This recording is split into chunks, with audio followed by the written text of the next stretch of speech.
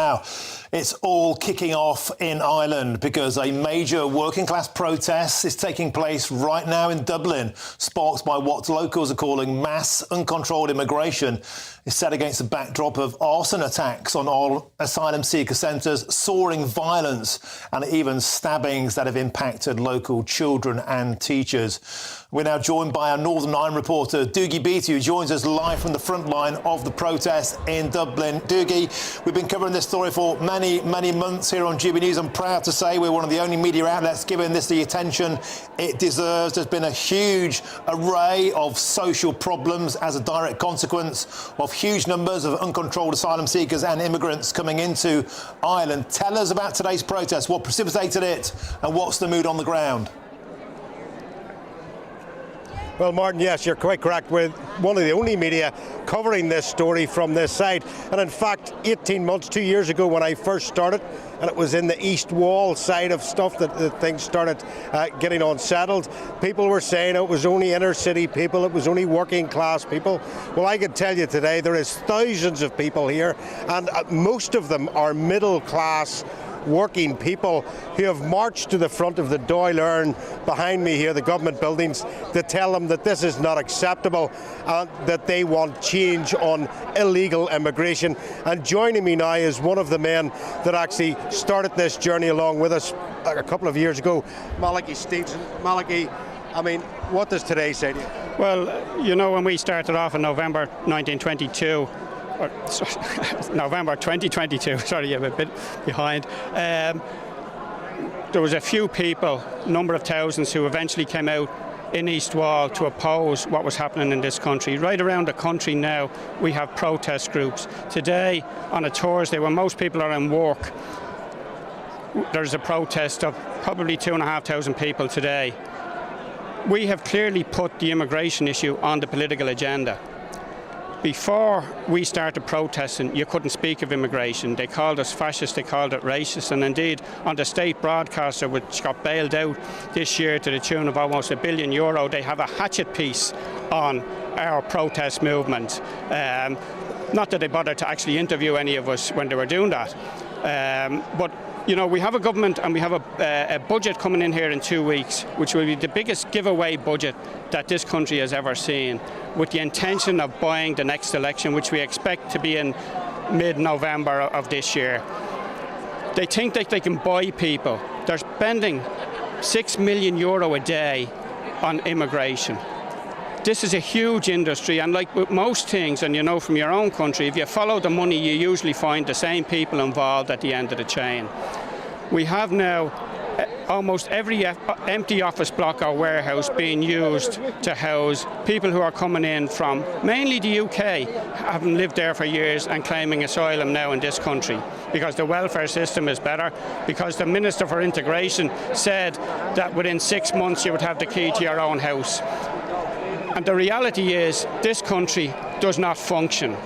We received, through the European Court last week, 14 billion in a penalty against Apple in relation to some tax matters that this country had been involved in.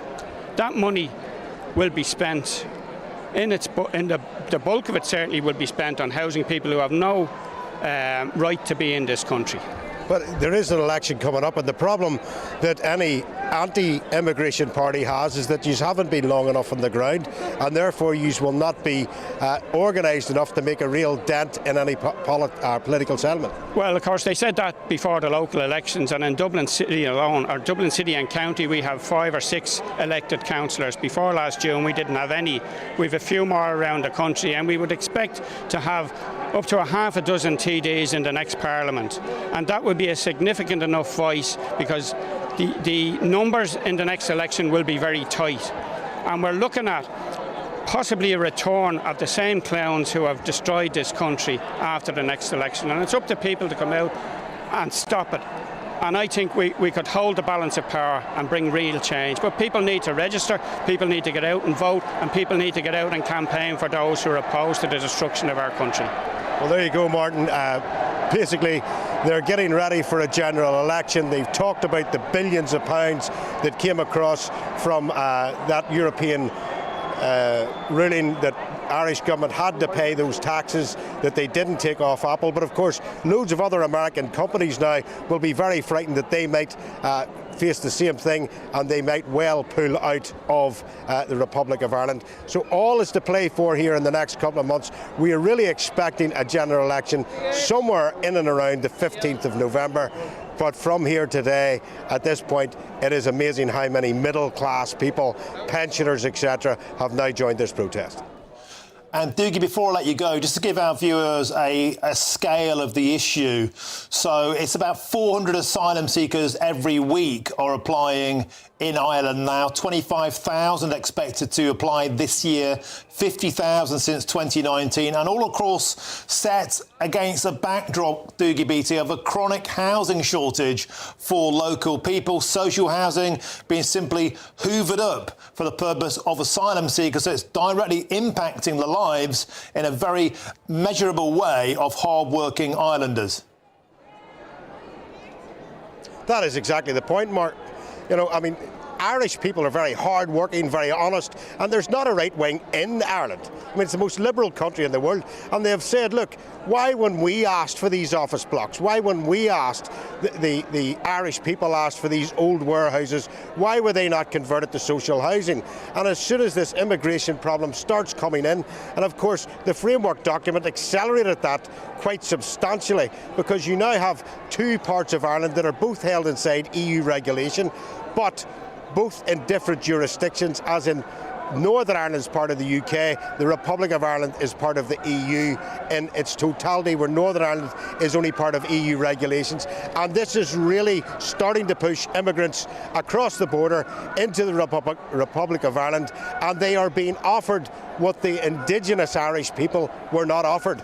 And that is really what is at the bottom of what's happening here today.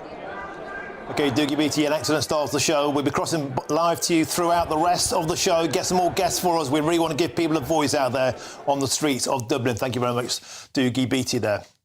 Now, but apparently illegal immigration isn't as bad as we all think. Well, because new findings from the British Future and Ipsos have found that people think asylum seekers make up more than 30% of total immigration, when actually they make up around 7%. Well, our reporter Steve Edgington has a new documentary where he's been finding out the truth about immigration. Let's take a quick look. Do you think there should be more immigration or less?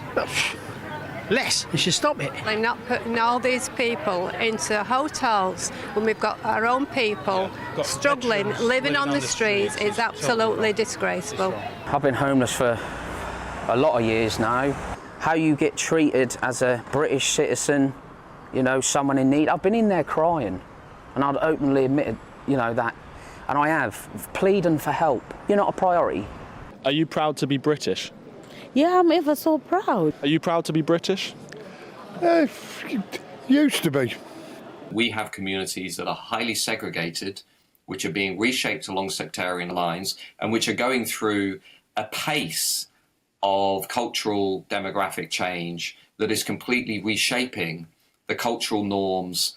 I mean, there are communities in England that basically don't look like England anymore, and I think that's where the loss of the familiar for many people becomes so existential. Well, it's an excellent documentary, Immigration, the Truth, and its author, Steve Edgington, GB News reporter, joins me now. Steve, an excellent piece of work. Hats off to you. We're the People's Channel, giving a voice to ordinary people who feel forgotten, feel trampled upon. Tell us about your journey. Tell us about what you found. Absolutely, Martin. Thank you very much.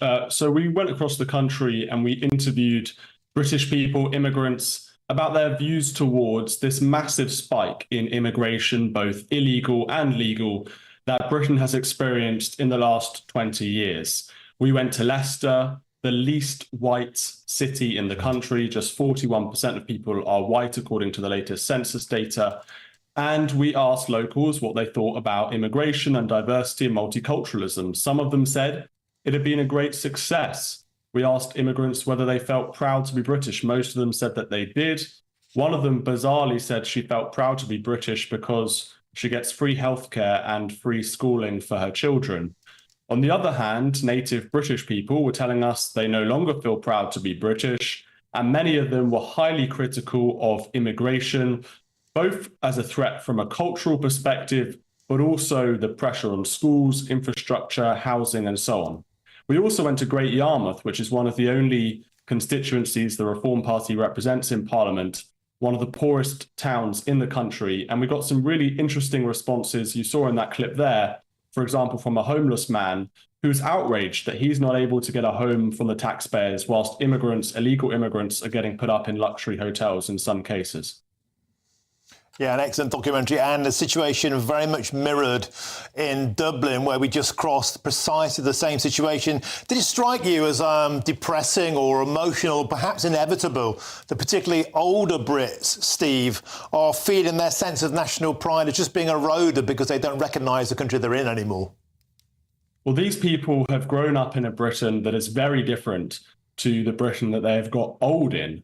You know, Britain used to be 99.9% white British, and the latest census data has put that number down to 74%, a drop from 87% in 2001. So this is an historic change in the people who live in this country. We have been, millions and millions of people from all around the world, from Africa, Asia, Europe, have come into Britain during their lifetimes, and they never asked for this. They voted against it at every single general election. There has never been democratic consent for our open borders policy. And there is a real level of anger out there, and I think a feeling of betrayal from many voters who see politicians making promises to cut immigration, and yet all they seem to do is ramp up the immigration numbers every year. So there's a real feeling of anger out in Britain.